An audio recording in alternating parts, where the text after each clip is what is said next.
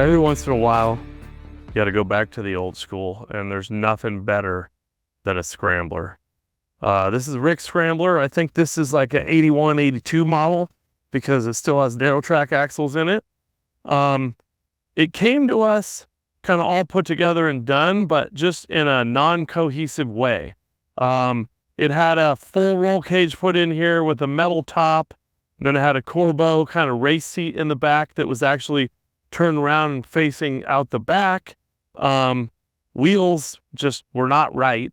We didn't like the look of the wheels, and it just didn't give us that classic scrambler feel.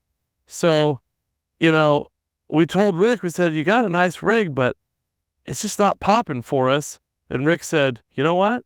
Do what you need to do to make this thing pop like an old school scrambler. And hopefully we accomplished that, because it was a hell of a lot of work with really not a lot to show until you really get looking at the details.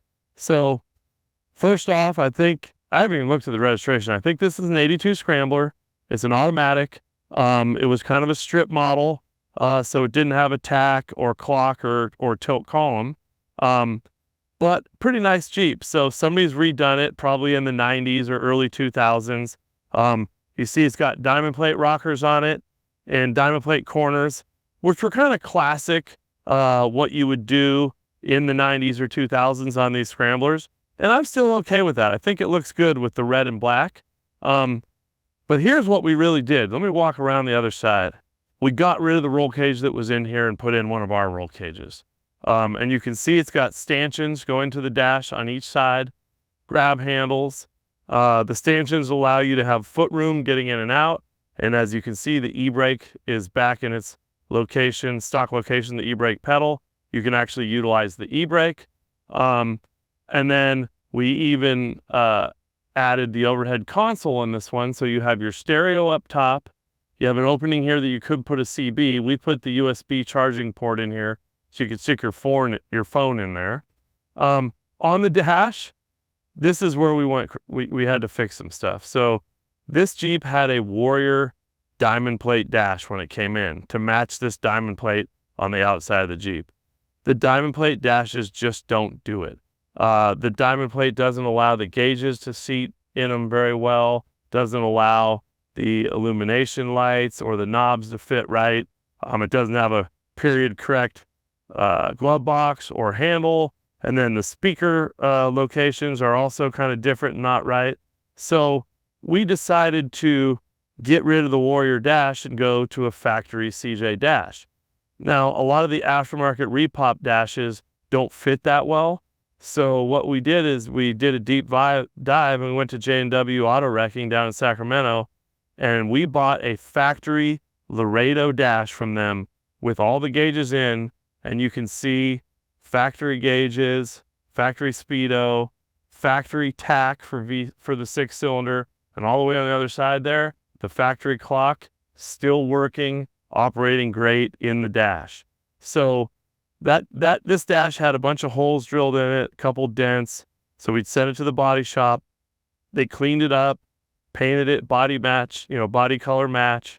We did a lot of work to get a factory OEM dash back in here. But now when you're sitting in here and you look forward, everything looks just classic. It looks like you just bought it from the showroom floor. This is a Jeep OEM dash pad. All we had to do is cut the corners off. You can see over there, we cut the corner off to clear the roll cage. And that's it. So these are the OEM visors. And so we take them to our upholstery guy. He shortens the visor so it swings and doesn't hit the roll cage. So factory visors back up in there. And then while you're looking at the visor down, you can see the snaps there. So the bikini top wraps around, snaps on the inside of the cage. And same with up top, snaps around here. And this is so tight and taut, no flapping in the wind, no nothing. So the idea is make the inside of this Jeep look all original, yet have all the creature comforts and features that you want. If you look to the back here, this was a Scrambler, so it had the factory bulkhead behind the seats. And like I said, it was a Corbeau seat facing back. We ordered the best top tumble, just standard vinyl black seat, put it back in, but we moved the seat back 8 inches. And with the seat moved back 8 inches, an adult could sit in here fine, plenty of knee room. So we just re-drilled the holes in the floor, put this OE looking seat back in. As you can see, speaker cans in our roll cage, very clean, and the bungs for the seat belts added as well. This only had waist seat belts when it came in, so we added the 3-point shoulder harnesses because the roll cage allowed us to do that. This roll cage will not work with the back bulkhead, nor could you put a hardtop on this Jeep, a short half hardtop, but you could do a full hardtop. But with this hoop here and the slant down, it gives it that classic Scrambler look. As far as the stereo system, we wanted the stereo to sound good. So we did have to put the 1 10-inch sub right here behind the seat. We actually took the speaker out, put nut certs, and bolted it down to the floor so there's no metal brackets holding it down or anything like that. Then as you get to the back of this Jeep, it did not have a spare tire on it. And these Scramblers, the OG spare tire racks are classic and they hold well. So this is a 35-inch tire on the factory spare tire rack that we actually found laying out back. So got a spare tire rack back on it. And then Andrew went ahead and built a nice 2x4 box tube rear bumper with the trailer hitch and with our WFO clevis mounts welded into the bumper in case you had to tow anybody out right there. So just a nice classic clean rear bumper we built for it. And then while we're right here looking at tires and wheels, you can see he already had the 35-inch Goodyear Wrangler MTRs on it, 15-inch rim. But we got rid of his old aluminum modular ugly ass looking wheels, went back to something classic. So these are the Mickey Thompson, and I forget the name of these. I think it's a Classic 2, but this is 3 3/4 back spacing, 10-inch rim. Because of the narrow track axles, we can get a little stick out with the tires without doing any wheel spacers, and just all black.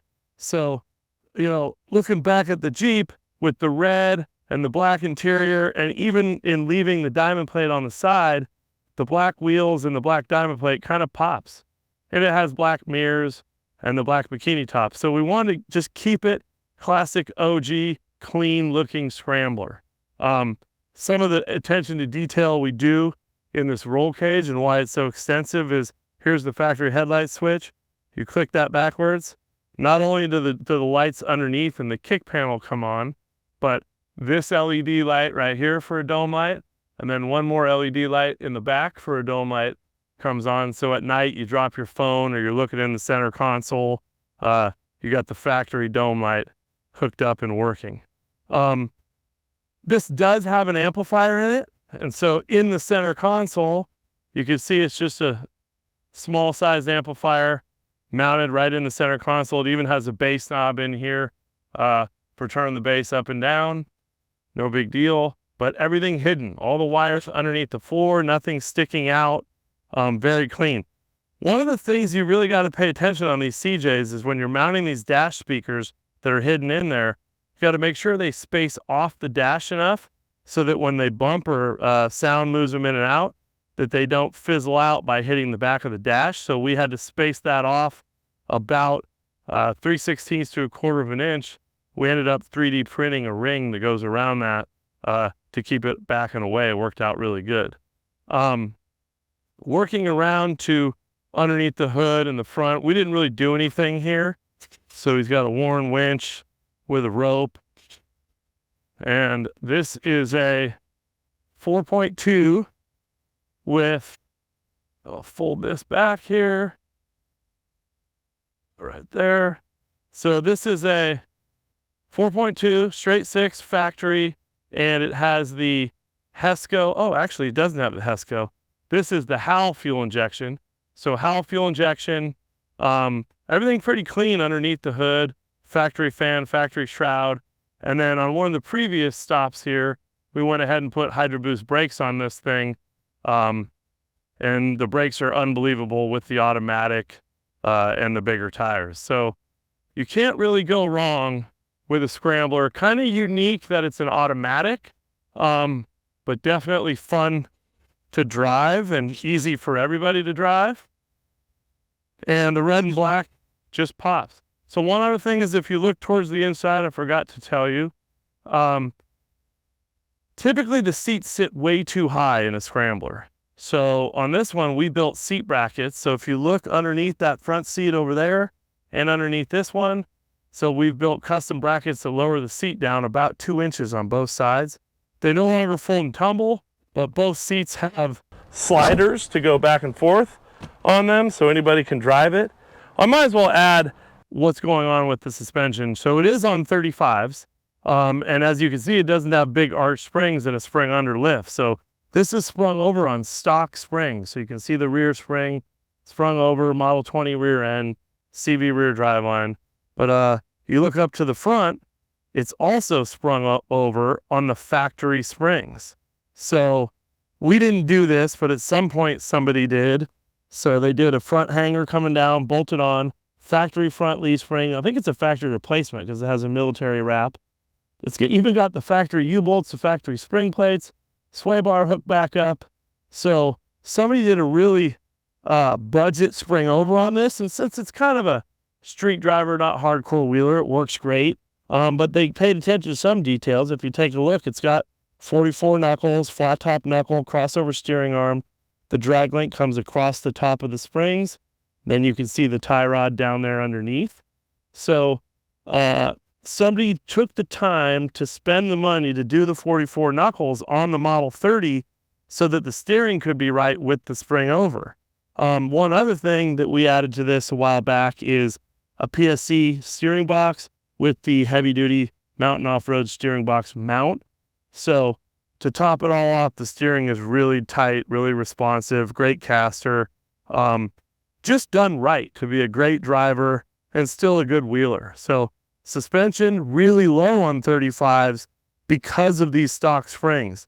If you went to Rubicon and went four-wheeling a bunch, you might fatigue the springs or break the springs, but god damn, it looks great that low to the ground. If you take a look, the front springs are absolutely dead flat, and we went ahead and sleeved the shackle through the frame back there because before it was hanging underneath because we wanted to sit low and tight and work well. But we don't suggest spring over on factory springs, but man, on this Scrambler, it just looks good. It sits at the perfect height. And basically, just a really classic, clean, awesome Scrambler. You pull up to a party in this thing and it's going to turn heads. So hope you like it. Hope you enjoyed the cage. And I hope that Rick has some fun times in this.